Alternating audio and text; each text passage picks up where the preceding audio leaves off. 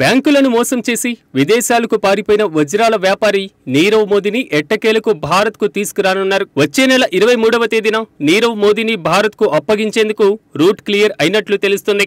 ఇప్పటికే ఎన్నోసార్లు నీరవ్ మోదీని అప్పగించాలని యూకే ప్రభుత్వానికి భారత్ విజ్ఞప్తి చేయగా ఆ ప్రక్రియ ముగింపు దశకు వచ్చినట్లుగా సమాచారం. ఇక నీరవ్ మోదీని ముంబైలోని హై ప్రొఫైల్ వ్యక్తులు ఉంచేటువంటి జైలుకు తరలించనున్నట్లు తెలుస్తోంది.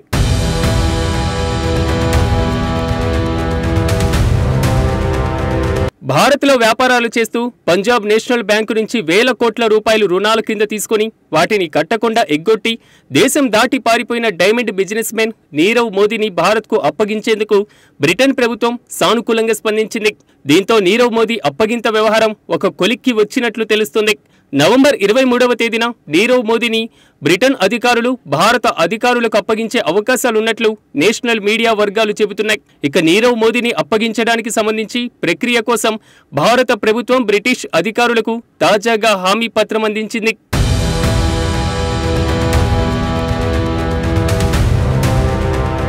తాము మినహా మరే ఇతర దర్యాప్తు సంస్థలకు నీరవ్ను అప్పగించేది లేదని ఈ లేఖ ద్వారా హామీ ఇచ్చారు. నీరవ్ మోదీని భారత్కు తీసుకురాగానే ముంబైలోని ఆర్డర్ కోడ్ జైలుకు తరలిస్తారని సమాచారం. ఈ జైలులో సాధారణ ఖైదీల సెల్కు దూరంగా హై ప్రొఫైల్ ఖైదీల కోసం విశాలవంతమైనటువంటి ప్రత్యేక సెల్లు ఉన్నాయి. వీటిలోనే ఒకదానిలో నీరవ్ మోదీని ఉంచుతారని అంటున్నారు. బ్రిటన్ అధికారులు కోర్టు సూచనల మేరకు ఈ సెల్లో నీరవ్కు పలు ప్రత్యేకమైనటువంటి సౌకర్యాలు కల్పించే ఛాన్స్ ఉంది.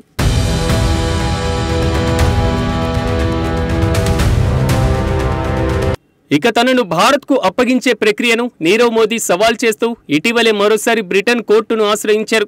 దర్యాప్తు పేరుతో భారత్లోని రకరకాల విచారణ సంస్థలు తనను చిత్రహింసలకు గురి చేస్తాయని ఆ పిటిషన్లో నీరవ్ మోదీ తెలిపారు. ఈ కేసు మొత్తాన్ని తిరిగి ప్రారంభించాలని కోరడంతో ఈ పిటిషన్ను లండన్ కోర్టు అంగీకరించింది. ఈ నేపథ్యంలోనే భారత దర్యాప్తు సంస్థలు హామీ పత్రాన్ని సమర్పించాయి. దీన్ని పరిగణలోకి తీసుకున్న కోర్టు నవంబర్ 23వ తేదీన తదుపరి విచారణ సమయంలో నీరవ్ మోదీని భారత్కు అప్పగించే అవకాశాలున్నట్లుగా తెలుస్తోంది.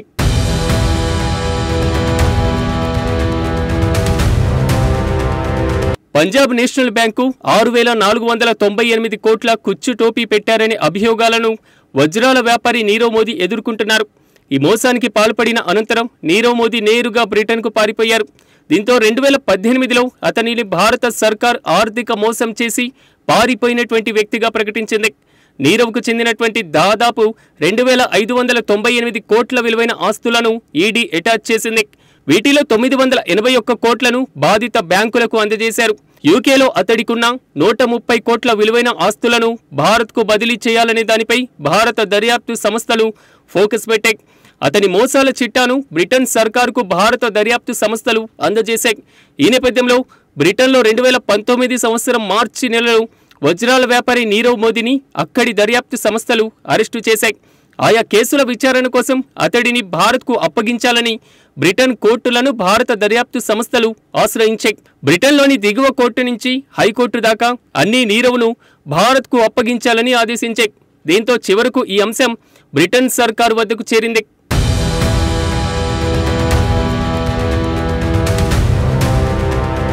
ఈ నేపథ్యంలో ఈ సంవత్సరం సెప్టెంబర్ 19న కీలక పరిణామం చోటు చేసుకుంది.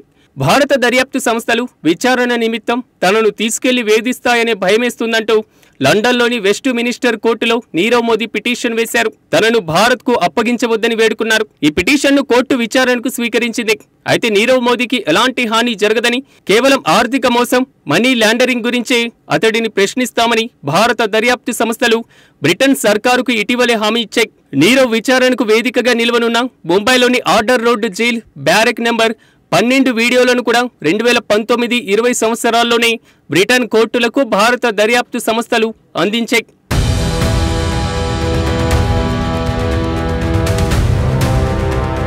ఐరోపా ప్రమాణాల ప్రకారం వాటిలో ఏర్పాటు చేసిన సౌకర్యాలు, భద్రతా ఏర్పాట్లను అక్కడి కోర్టులు కొనియాడాయి.